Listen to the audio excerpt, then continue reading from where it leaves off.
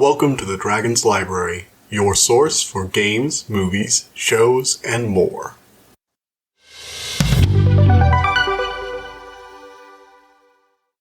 Alright everybody, welcome back to the Dragon's Library. So, I know I promised you guys either the Servant's Mage or in Disenchanted, and I was planning on just reviewing Disenchanted today, but I couldn't really find much to say about it, and when I got off work, I realized I got an alert reminding me that I had a ticket for Uncharted, so I just decided to go see that and review that today. A little background, I've never actually played the Uncharted games. It's not technically true. I played a bit of 2 and a bit of 3, but I did not find them that enjoyable. Yeah, I don't like the Uncharted games. I think they're basically just overly long cutscenes that have mild interactivity shoehorned in with some very basic cover shooting points in between, and a handful of puzzles that you can get better versions of in other games. They're basically what if Indiana Jones was a semi-interactive medium. And I didn't really find that enjoyable. That's not to say I don't like Naughty Dog's other work. I like basically everything else they do. I just don't really like the Uncharted games. So it's really painful for me to say this, but I kind of enjoyed the Uncharted movie? God, does that feels weird to say. Like, after so many video game movie adaptations have failed, seeing this one succeed is just... It's a little... I don't even know how to describe it. It's strange. Like, this shouldn't have worked as well as it did. Don't get me wrong, this is not an amazing film or anything. I'd probably rate it like a 7 out of 10. It's basically a popcorn flick. But by video game movie standards, that puts in, like, what, the top 10 greatest video game movies of all time? That's a depressing thought. True, but depressing. Ugh. But yeah, this is actually a pretty good movie. It doesn't really... I actually kind of like it mostly for what it does different than the Uncharted games. So, let's get started with this. This movie is about Nathan Drake. If you guys didn't know, Nathan Drake is an orphan who really loved trivia about ancient explorers. And in the video games, he's basically a treasure hunter. Think Indiana Jones. Like, literally, just think Indiana Jones, but what if he was kind of a dick? That's essentially Nathan Drake. He wasn't that original of a character. Most of the characters are pretty cliche. The games themselves had essentially the claim to fame of being playable movies, which is part of the reason I really don't like them. The only playable movie I ever enjoyed was Until Dawn. And I guess Stanley Parable was pretty good as well, even though that's mostly just like a walking simulator. But aside from those two, I just haven't really found anything enjoyable in that type of game. I prefer to, play video games, not watch them. So I'm trying not to react too hard on the games, because just because I don't enjoy them doesn't mean there aren't people who do, and I bet they're very happy to see this movie actually be pretty decent. So I'm not going to go any further there. I will mention I kind of like what this movie does differently than the games. For example, the games actually base themselves around cover-based shooting as one of their main mechanics, but Nathan Drake doesn't actually really have a gun for most of this movie. He doesn't even really pick up other people's guns. He only gets a gun at, like, the very end, and he only shoots, like, a few bullets. Most of the action in this movie, is played via, sort of like Jackie Chan style comedy. Like those kind of action scenes where the characters are, basically, they're decent fighters, but they keep, like, stumbling around as they're fighting, and, they're always recovering. Like, he'll fall out of a window and, like, immediately glass onto the ledge or something like that and kick somebody off of it, stuff like that. And when they're bouncing around the pirate ship near the end, that's just really good action cinematography. I just enjoyed it. The action scenes just flow together very well, and I have to give them credit for that. In addition, I also have to give them credit for having pretty decent themes in this movie.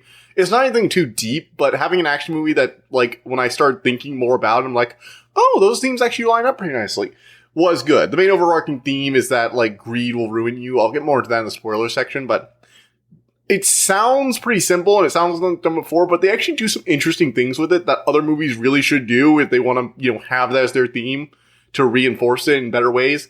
And it kind of reminded me of a lot of the Sherlock Holmes and the Black Pearl stories, adaptations that have been done over the years. Very interesting.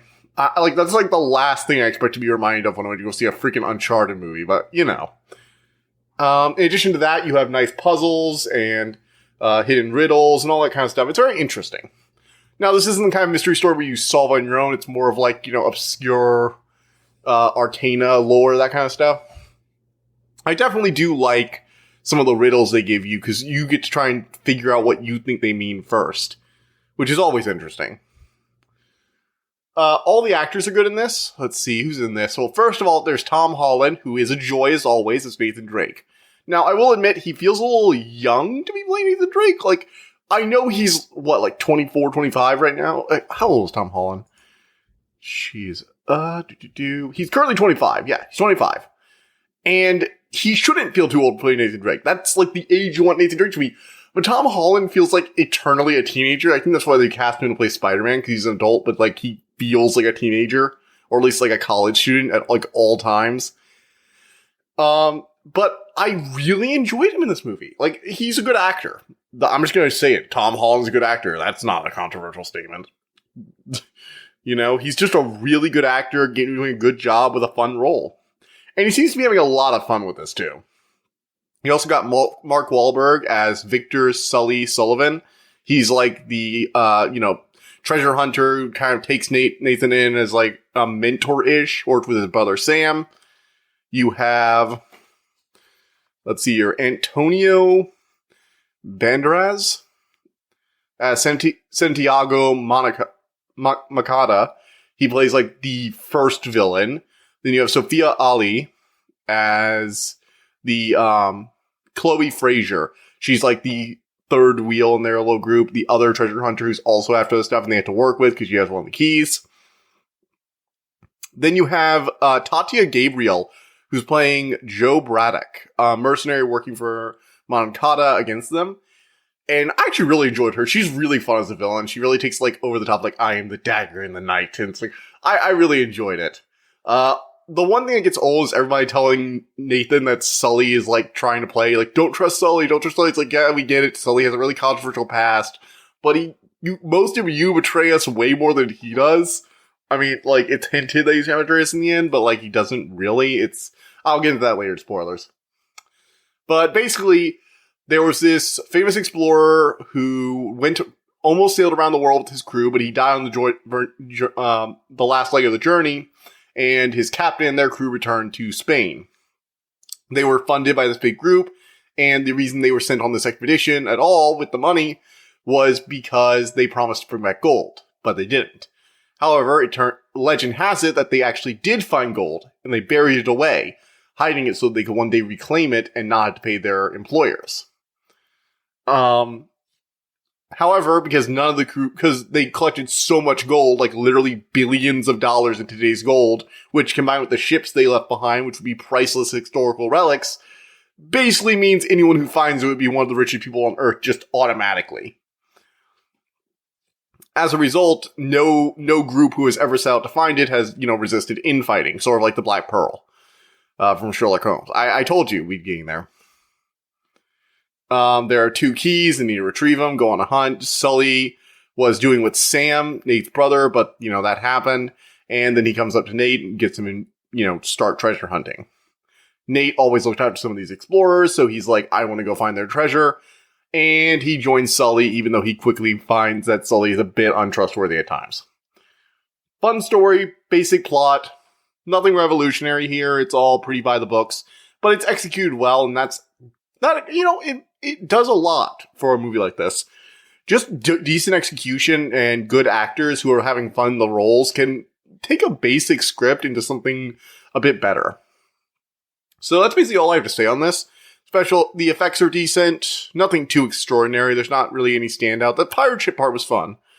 And there's some thematic stuff, but that's in spoiler territory that I'll be talking about in the spoiler section. I do recommend you stick around for that, because there's really not that many big things for this. I'm mostly going to be talking about the themes there, because I actually think it's really interesting the way they portrayed the greed here.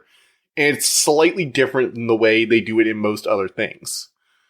So yeah. 7 out of 10, I would recommend. If you don't want any spoilers, now's when you should tune out. Okay? Everybody who doesn't want spoilers gone? Cool. So, there's not really much you need to know. They go out to get the key. They have to steal it from an art heist. They have an encounter with the main bad guys.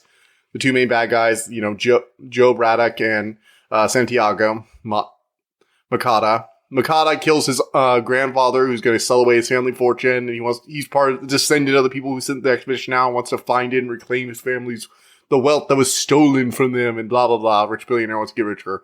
Not important. Anyway, Sully and Nathan, after getting the first key, have to team up with Chloe Fraser, who also worked with Sully and also knows that Sam was left behind by Sully in the catacombs when they stole the journal about the expedition that they used as a guidebook after he was shot. Sully took the journal and ran, and just assumed that Sam was dead. Chloe has also had run-ins with Sully over the years, and very clearly thinks he is a no-good con artist who will betray them at the slightest drop of a hat. And so she feels the need to betray her first. She actually has a kind of interesting backstory. Apparently, she was always running around the woods and out in strange places, and when she was a kid, she found a very valuable historical relic under a bridge, which she was digging around down there. She showed it to her father, who immediately turned around, sold it for massive profit, and bailed on her family, and they never saw an ounce of the money. Which, super dick move. And Nathan's like, that's horrible. It's like, no, it taught me a valuable lesson. Which is, I don't trust anyone, ever. Which comes back to bite her. And that brings me to the main overarching thing that's really interesting here. So, the thing that's really interesting about this movie is it has one of the basic lessons with treasure hunt movies, which is greed will inevitably lead to your ruin. But it's not as simple as that. Like, most movies say, if you want anything that badly, and you obsess over it, you're going to be destroyed. This movie actually takes a slightly different approach. It's not their obsession over the treasure that actually leads to their ruin. It's their inability to believe anyone will be willing to share it. Their desire to have the entire treasure and be unwilling to settle for a portion. So, their knowledge of the treasure, of the history behind it, is a key role in them getting progress. It's only because of that history that they are able to solve the riddles. However, Nathan Drake wants to find the treasure because he looked up to that explorer who went out and nearly sailed around the world and whose crew did. He and his brother had always loved stuff like this. As a result, Nathan Drake wants to find the treasure because it would be an amazing historical find. It would be the chance of a lifetime to find a place like this. The gold is a bonus. It's a chance to get a new life for himself, sure. But the historical significance is a lot better. As a result, he's willing to work with other people. He works with Sully and expects him to treat him like an equal. It's only after the first robbery when Sully leaves him and he forces Sully to give him the key and trust him a little bit more that they come to a sort of uneasy partnership. And he still doesn't really trust Sully after that betrayal. Then you have Chloe Fraser, who doesn't trust Sully, but she quickly realizes that Nathan Drake is pretty honest. But she has trust issues after that whole thing with her father. So there's a moment where, after getting separated from Sully, her and Nathan are shacking up in a hotel and trying to solve the last riddle to get the final location of the treasure. While they're doing it, she gives up. While they try and spend a night trying to decrypt Nate's brother's letters they sent to him that hold the final clue, and she gives up and goes to bed. Nathan powers through the rest of the night, and with a bit of luck and thinking back to some old tricks his brother used to use to hide messages, he managed to solve the riddle and unveiled a set of coordinates. Now, he was going to wake Chloe, but at this point, he had been betrayed by her at least 3 different times. Each time because she assumed they were going to betray her. And as a result, he's not entirely willing to trust her anymore with, actually good reason. So he decides to do a test. He doesn't betray her because, again, he doesn't want to betray someone who has actually helped him. What he does is he writes a second note with false coordinates and leaves it out next to his phone. Then he goes to bed. So, of course, since he went to bed so late, Chloe wakes up first. And the test is whether or not she'll go for the fake coordinates. If she takes them and leave, which leaves Nate with the original coordinates, and that means Chloe is now out of the picture and is clearly betrayed him. He's not the bad guy, which is interesting. I actually like that method. It's like, I'm not going to just assume you're going to betray me. I'm going to give you a chance. If you betray me, though, you're gonna just be out in the middle of nowhere. Sorry. Which, I like that. It shows him as like a decent person who is still smart enough to out-trick the tricksters. Which is nice. And afterwards, so that's how Chloe got ruined. Chloe is the first one who fully lost the treasure. After this, she's out of the way for the rest of the finale until the very end when they see her after everything's gone down. By not trusting Nate, and by being so obsessed with not having someone else steal the treasure from her, by being so consumed by greed she let override common sense, she lost out on everything. Next, we have Joe Braddock. So Santiago killed his own father. That's like pretty obvious. He let his greed consume him to the point where he destroyed everything. And then all he had left were mercenaries who quickly turned on him the second the goal was in sight because they didn't want to share with this guy who's going to take a way larger cut than he deserved. So Joe killed him. That's also where we saw the first failing of Chloe Fraser. She had betrayed them to Santiago, and when Joe turned on him, she had to flee. If she had worked with the others, then they would have just been there and nobody would have been able to follow them. Again, she messed up twice in the same way. Assuming everyone's going to betray you, assuming everyone's trying to steal from you, basically letting greed override common sense. Finally, you had Joe Braddock, which is kind of the most tragic. I actually really like the way they portrayed it, because it's not just her greed that's her downfall. So what happens is Nate and Sully find the pirate treasure, but Joe's right behind them. She comes in, but they manage to stow away in a secret compartment on one of the ships. They're airlifting the ships back to the two pirate ships, which each can handle half the treasure. And so each of these things is probably worth probably has a few $1 billion worth of gold on board. And each ship is a priceless historical relic that will probably sell for billions as well. So essentially, each one is worth more money than any person or even any decently large group of people could know what to do with. Now, Nate and Sully are only on one of the ships. So they hijack the copter, knock off the mercenaries on board, hijack the copter, and they don't try and take the other ship. They take their ship and make a break for it. Now, Joe has the ship, like the big cargo ship she was going to drop the pirate ships on, literally less than a mile from her. They were literally about to land when the helicopter got hijacked. They have a treasure more than they could ever hope to spend. And what does she do? She tells the helicopter pilot to go around, not to drop the ship off first, no, to go back and chase after that other ship right now. And when you think about it, it's a really stupid move. It's not even like a good greedy move. It's just, if she was like, I need it all, I need it all, I need it all. Which is the main theme of this movie. You can have greed. You can get rich. You just have to be smart about it, not be an idiot. Not let this desire to possess everything, to never trust anyone, to assume everyone's trying to take everything from you and they can't have any of it. It has to be all yours. Which is why I think it works better than the normal greed plot. It's not saying just because you want something, it's a moral failing. It's saying wanting everything is impossible, and if you try and grab for everything, you'll lose what few things you could grab along the way. Nathan Drake actually learns from that. As does Sully. See, Sully had a backpack at the end, and when the helicopter's falling apart due to all the fighting and the ships clashing into each other and falling into the ocean, he has a choice between saving the backpack and saving Nathan Drake. Well, he decides to save Nathan, and as a result, Nathan reveals that he had actually stowed away a decent amount of treasure on him. So it really wasn't actually that much of a choice. Sully, by doing the right thing, Sully did get the gold. He got some gold. Enough that this trip was probably worth it for them.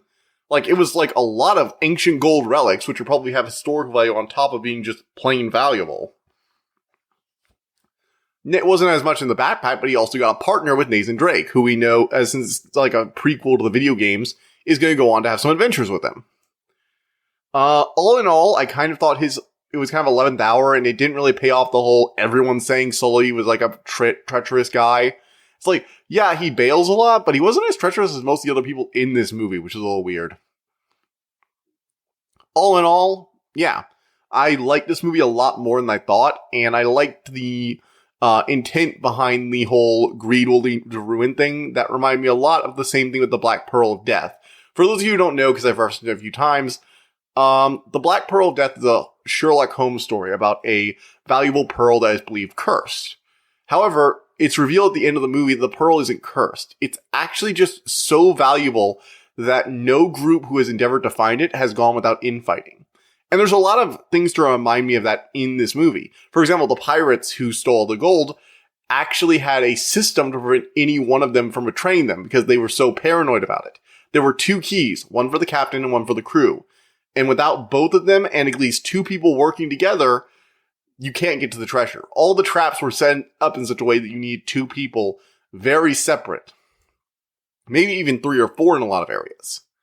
For example, in the church, when they have to unlock the door, one person has to be above ground following the path, and the other has to be below ground.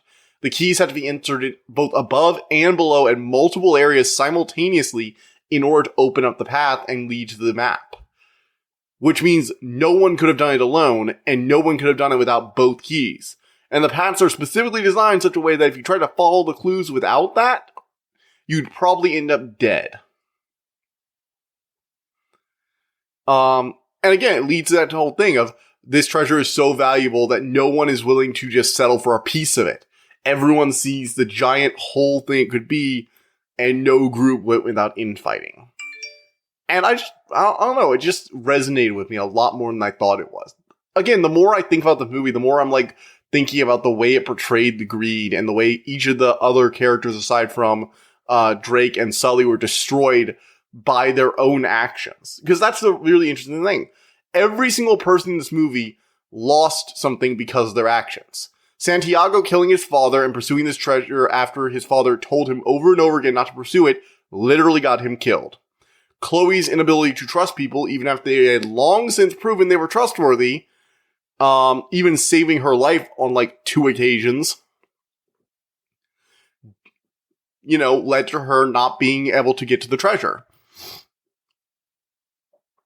Joe Braddock, who was so consumed by the desire to have everything, had an entire pirate ship worth billions in her hands, and because one of the other pirate ship got stolen by an old enemy, she decided to risk everything and ended up losing it all to the bottom of the sea and crushed by the other pirate ship when it inevitably fell from the helicopter because we can't have an ancient treasure actually just be restored.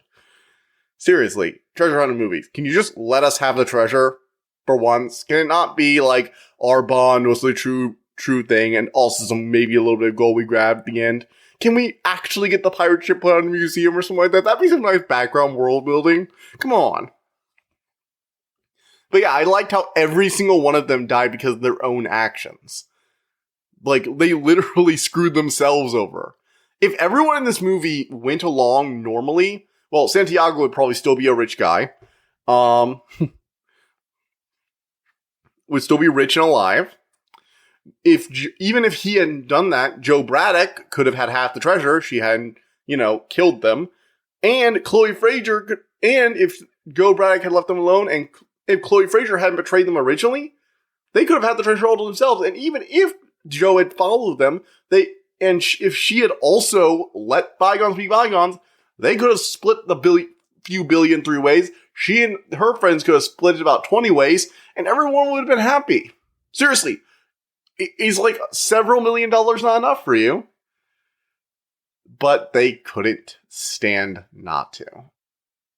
I know I just spent like an hour rambling about this, but I don't know. This movie portrays this theme in a way that I think is just different enough to make it worth it.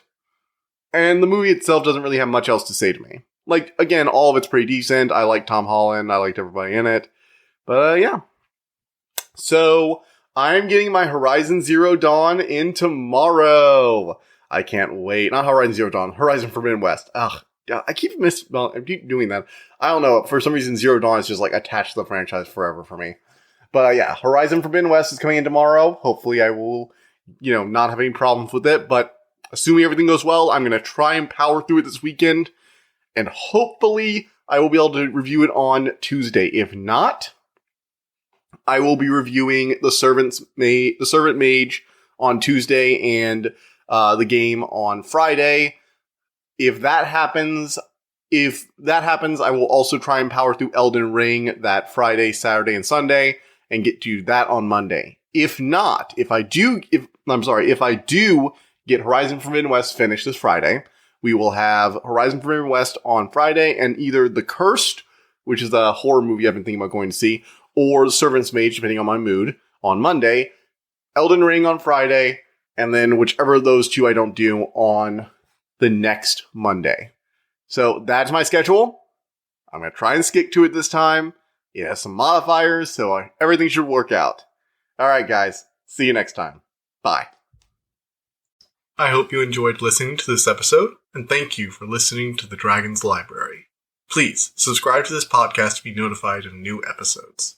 The Dragon's Library releases new episodes Tuesday and Friday each week, and you can follow us on Twitter at dragon_library2.